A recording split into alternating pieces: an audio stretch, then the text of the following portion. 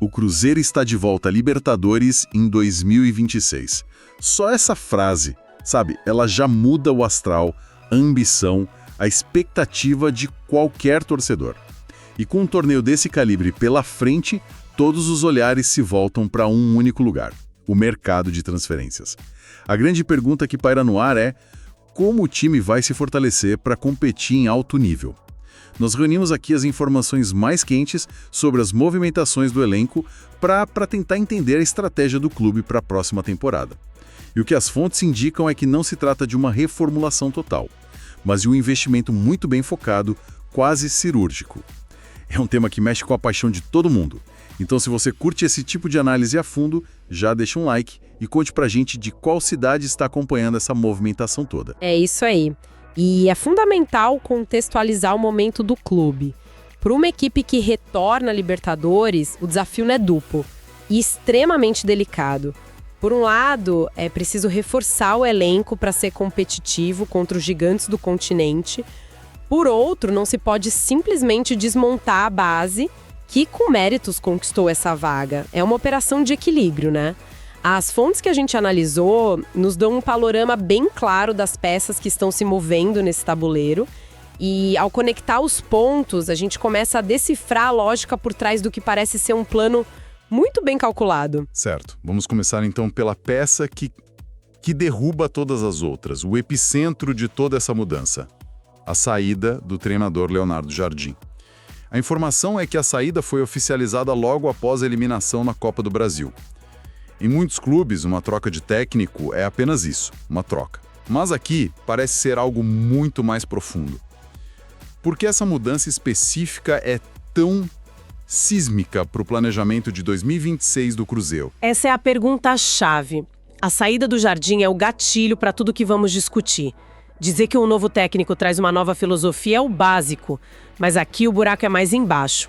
A questão é o contraste entre o estilo de jogo dele e o que o clube pode buscar agora. Jardim preza por um jogo de posse, de construção paciente.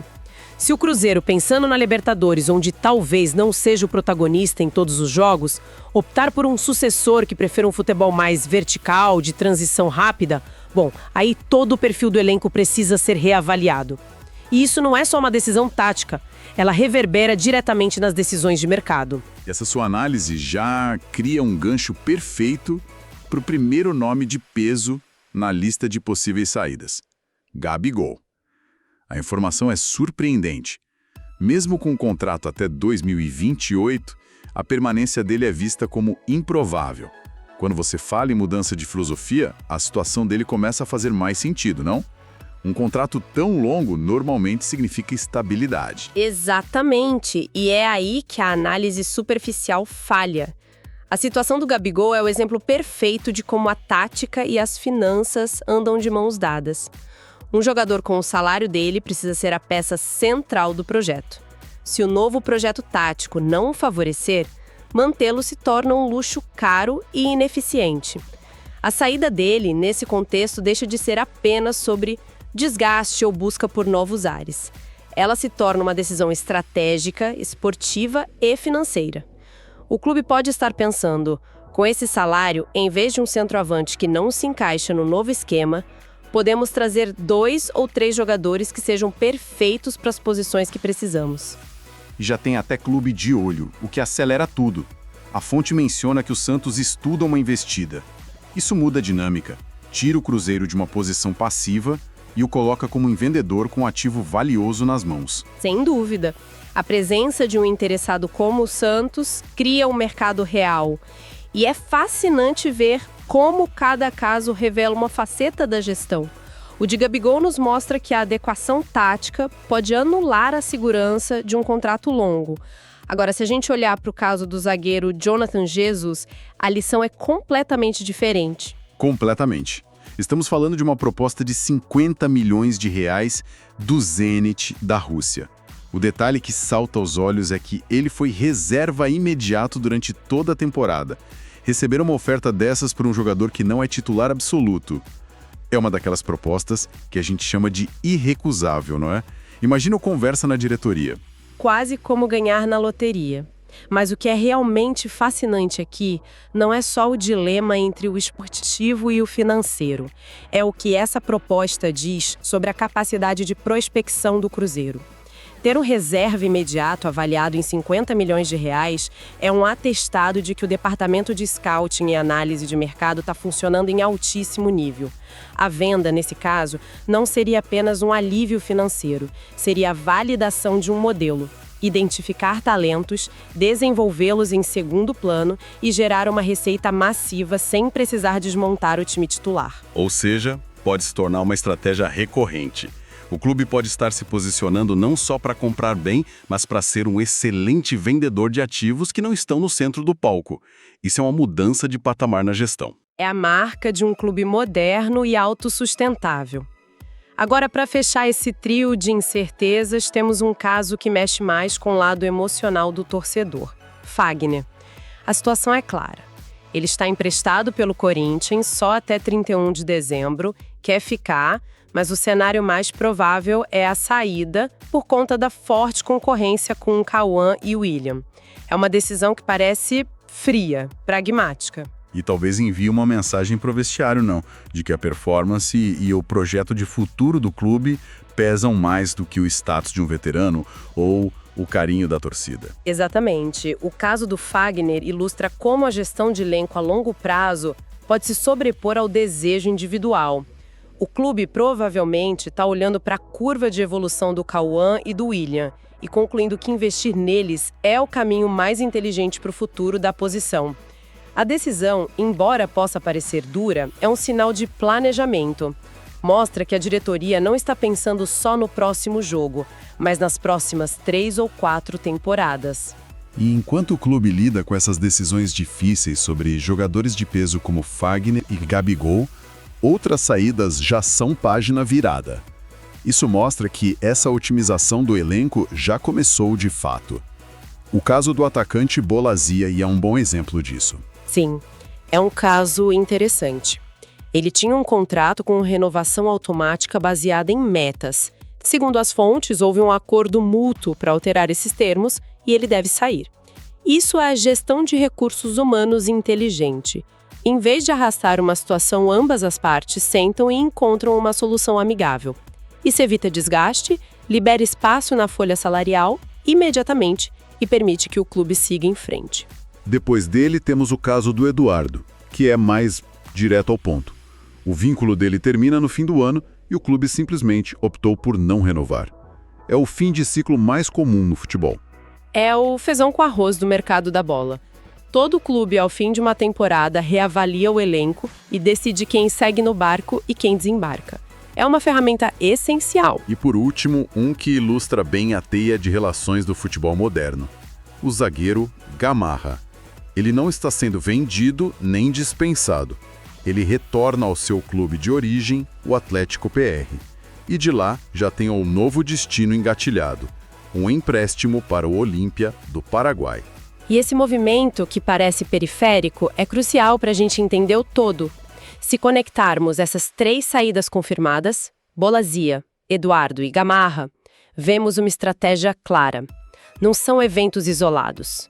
São movimentos calculados para criar flexibilidade. Financeira, ao aliviar a folha, e de elenco, ao abrir vagas. Para que as peças certas cheguem para a Libertadores, outras precisam sair. Não é uma barca descontrolada, sabe? É uma otimização precisa do elenco. Certo. E isso nos leva à pergunta de $1 milhão. Com todas essas saídas, o que podemos esperar em termos de chegadas? As fontes são enfáticas num ponto. O Cruzeiro vai ao mercado, disposto a investir, mas sem mirar grande quantidade de novos jogadores. À primeira vista, parece uma declaração cautelosa, mas o que ela realmente revela sobre os planos? Ela revela a essência de uma estratégia de risco calculado e alta eficiência. O Cruzeiro não está buscando uma revolução, mas sim uma evolução pontual e de alto impacto. Pensa comigo, as saídas que a gente discutiu criam lacunas muito específicas. Com o Gamarra fora e a possível venda de Jonathan Jesus, a zaga se torna uma prioridade clara. Com o Fagner de saída, a lateral direita precisa de um nome de peso.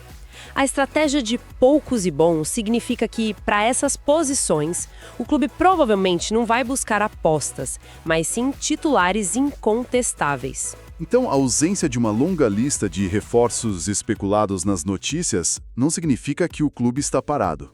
Na verdade, pode significar o oposto, que o trabalho está sendo feito de forma muito mais focada e... silenciosa. Exatamente. Um trabalho de sniper, não de metralhadora. Contratar 8 ou 10 jogadores e torcer para que 3 ou 4 deem certo é uma estratégia. Mas a que o Cruzeiro parece adotar é a de identificar 3 ou 4 alvos muito específicos.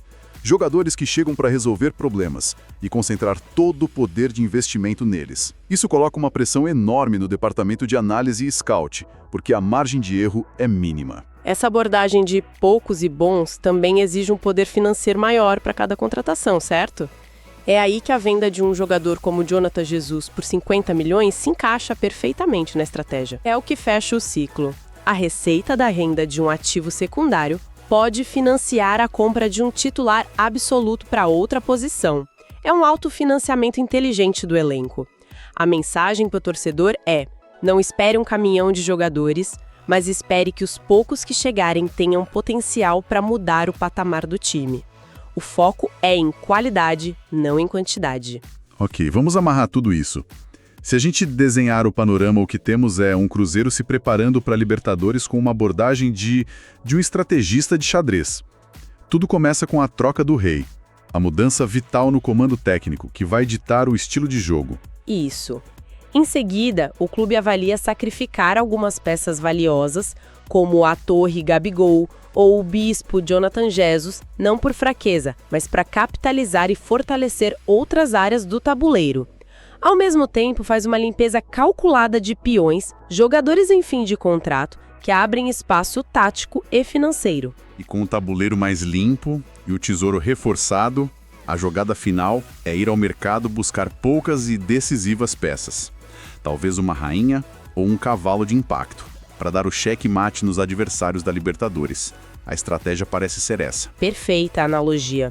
E a grande conclusão é que estamos vendo um clube tentando equilibrar a ambição esportiva de uma Libertadores com uma gestão financeira extremamente responsável e moderna. Cada movimento, da venda de um reserva por um valor astronômico à não renovação de um veterano, parece ser um passo friamente calculado dentro de um plano maior que visa um crescimento sustentável sem as loucuras financeiras do passado.